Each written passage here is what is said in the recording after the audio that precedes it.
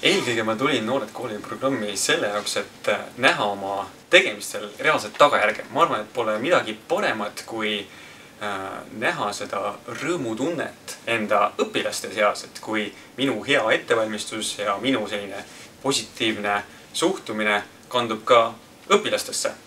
Ja võib-olla teiseks, et pole midagi paremat, kui sõpradelt tuleb selline ahaa-efekt, kui sa ütled, et aga ma nüüd lähen õpetajaks. Kõigile, vau, õpetaja.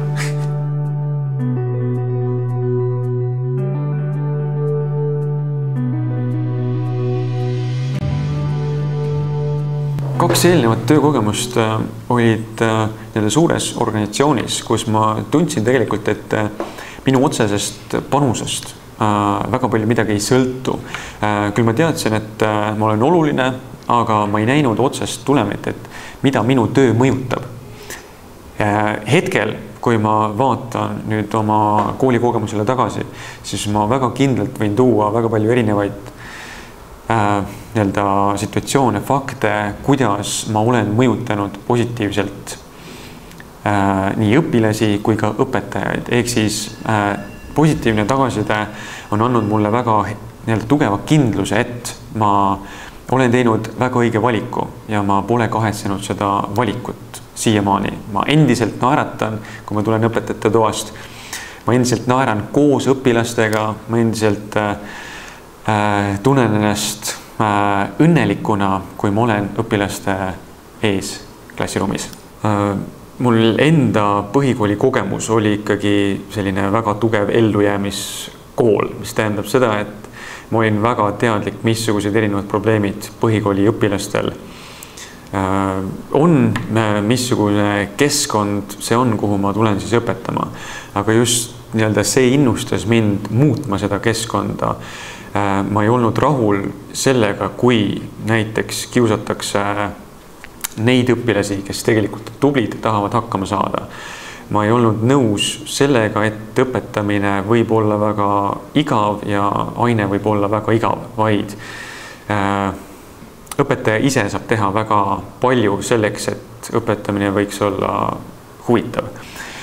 Selle jaoks ma olen võtnud luubi alla õpetajate koostöö, õpetajate ühtsed kokkulepped, kuidas me saaksime õpilasi paremaks muuta, kuidas me saaksime kooli keskkonda positiivsemalt muuta.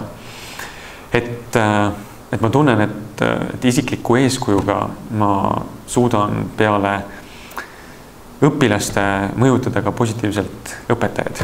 Tal on hästi konstruktiivsed mõtted ja loomulikult kõik mõtted ei lähe ellu, aga nad panevad mõtlema. Nii et selles mõttes ta natukene mõtleb kastist välja, sest ta ei ole veel peaspedagoog ja ergutab meid ka mõtlema, et selles mõttes et ta on optimistlik ja ta veel naeratab ikkagi. Ta on kooli üks parimaid õpetajaid. Ta on siuke norm vend, et ta teeb igast katsmine värke, et toob igast pealuusid ja asju meile klassi ja siis ükselt tõi haugi peas haisest. Ja oli äge, hästi suur pea oli. Ta oskab meiega eriti hästi rääkida. Ja ta teeb hästi palju katseid ka. Jah, katseid.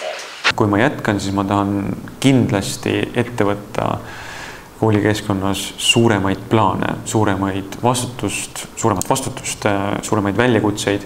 Ehk siis see 2 aastat on mõjutanud just niivõrd, et haridusprobleemid on saanud mulle väga oluliseks ja ma tunnen, et aineõpetajana ma võib-olla ei suuda ellu viia neid muutusi, mida ma tegelikult tahaks koolis näha.